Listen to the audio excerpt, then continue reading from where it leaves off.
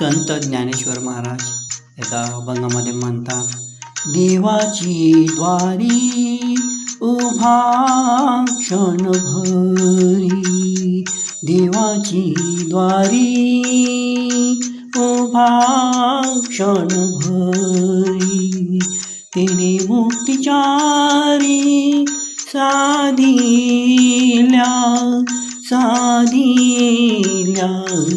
देवाची द्वारी उभा क्षणभरी. ज्ञानेश्वर महाराज म्हणतात की देवाच्या द्वारामध्ये क्षणभर जरी तुम्ही थांबला किंवा देवाची आठवण केली, क्षणभर जरी पूर्ण मनापासून हृदयापासून, तरी तुम्ही ह्या चारी मुक्तीचे तुम्ही भागीदार आहात. पुढे ज्ञानेश्वर महाराज म्हणतात, हरिमुखे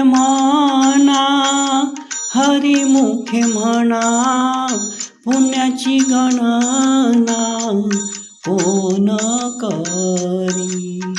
जर तुमच्या मुखामध्ये नेहमी हरीचे नाव येत असेल, सर्व कृत्य करताना काही तुम्ही जे बोलता खाता करता ते कर्माच्या वेळेस तुम्हाला ज्या हरीची आठवण येत असेल, तुमचे मुख जे आहे हे काही इतर न बोलता हरिहरी म्हणत असेल, हे ईश्वराचं ध्यान करत असेल, मनामध्ये नेहमी ते विचार येत असतील हरीचे, तर ह्याच्यापेक्षा दुसरं श्रेष्ठ पुण्य नाही की हे पुण्याची गणना कोण करी.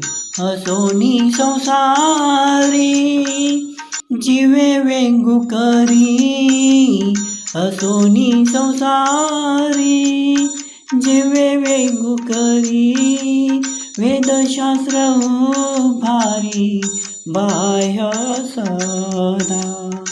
असोनी संसारी जीवे वेंगू करी, वेदशास्त्र भारी बाह्य सदा.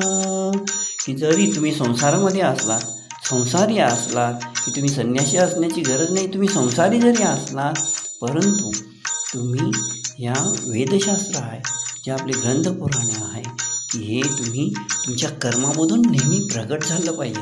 केवळ बोलण्यापुरता नसून तर तुमच्या कर्मामधून हे वेदांचं हे कर्म दिसले पाहिजेत. की तुम्ही जेव्हा कुठलेही कर्म करता ते पवित्र असलं पाहिजे, दुसऱ्याच्या मानवजातीच्या भल्यासाठी असलं पाहिजे. म्हणून ज्ञानेश्वर महाराज म्हणतात की असोनी संसारी जीवे वेगू करी, वेदशास्त्र उभारी बाह्य सदा. जरी तुम्ही संसारामध्ये असला तरी हे वेदशास्त्राचं पठण, स्मरण आणि त्याचं आपल्या कर्मामधून प्रकटीकरण झालं पाहिजे. ज्ञानेश्वर महाराज पुढे म्हणतात, ज्ञानदेव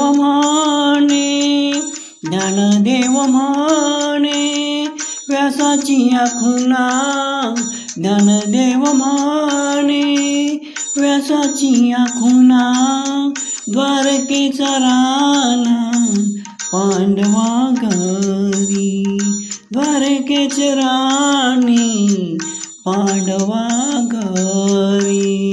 ज्ञानदेव म्हणे व्यासाची आखुना, द्वारकेचा राणा पांडवा घरी.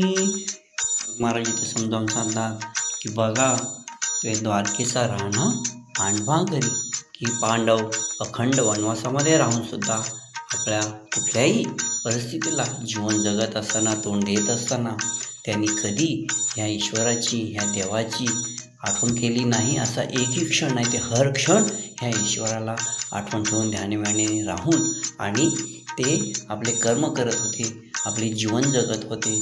आणि म्हणून बघा, द्वारकेचे राणे पांडवा घरी, की इथे ज्ञानेश्वर महाराज आम्हाला समजावून सांगतात की हा राणा, द्वारकेचा राणा, हा संबंध विश्वाचा राणा होता आणि तो ह्या पांडवांच्या घरी सर्व काही करत होता, त्यांचा मित्र बनून राहत होता, त्यांचा सोबती बनून राहत होता. म्हणून ज्ञानेश्वर महाराज आम्हाला समजावतात की आम्ही आमचं जीवन जगताना हर क्षण आमचा जो विचार आहेत, आमचे जे मन आहे, हृदय आहे, याच्यामध्ये हे देवाची आठवण असली पाहिजे.